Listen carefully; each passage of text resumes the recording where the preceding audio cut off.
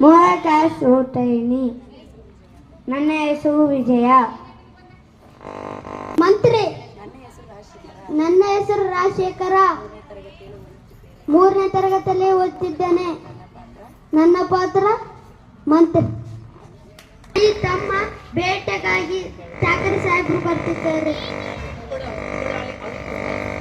ಕರೆದುಕೊಂಡು ಬಾ.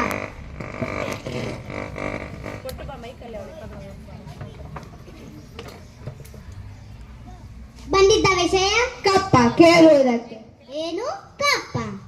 ಹೌದು, ಮಾನವ ಸಾಹೇಬ ಒಪ್ಪಂದದ ಪ್ರಕಾರ ನೀವು ಕಪ್ಪ ಕೊಳ್ಳೇಬೇಕು. ತಿನ್ನಲು ಬಿಟ್ಟ ತಪ್ಪಿಗೆ ಕೂಲಿಯನ್ನು ಬೇರೆ ಕೊಡಬೇಕೇನು? ಮೋಡ ಮಳೆ ಸುರಿಸುತ್ತದೆ, ಭೂಮಿ ಬೆಳೆ ಬೆಳೆಯುತ್ತದೆ, ನಿಮಗೇಕೆ ಕೊಡಬೇಕು ಕಪ್ಪ? ನೀವೇನು ನನ್ನವರೆಗೆ ಹುಟ್ಟಿರಾ, ಬಿಟ್ಟಿರಾ, ನೀರು ಹಾಕಿಸಿ ನಾಟಿ ನೆಟ್ಟಿರಾ, ಹೊರೆ ಹೊತ್ತಿರಾ, ಇಲ್ಲ ದರಿದವರಿಗೆ ಅಂಬಲಿ ಕಾಯಿಸಿ ಕೊಟ್ಟಿರಾ? ನಿಮಗೇಕೆ ಕೊಡಬೇಕು ಕಪ್ಪ? ನೀವೇನು ಅಣ್ಣ ತಮ್ಮಂದಿರೇ, ನೆಂಟರೇ, ಇಷ್ಟರೇ, ದಾಯಾದಿಗಳೇ, ನಿಮಗೇಕೆ ಕೊಡಬೇಕು ಕಪ್ಪ? ನನಗೆ ಸಹಾಯ ಬೇಡ, ಕುಡುತುಕೋ.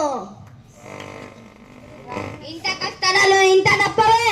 ಅದು ಕನ್ನಡಿಗರ ಹುಟ್ಟು ಗುಣ. ಹೀಗೆ ಜಂಬ ಕೊಚ್ಚಿಕೊಂಡು ಮೈಸೂರು ಮಣ್ಣು ಪಾಲಾಯಿತು.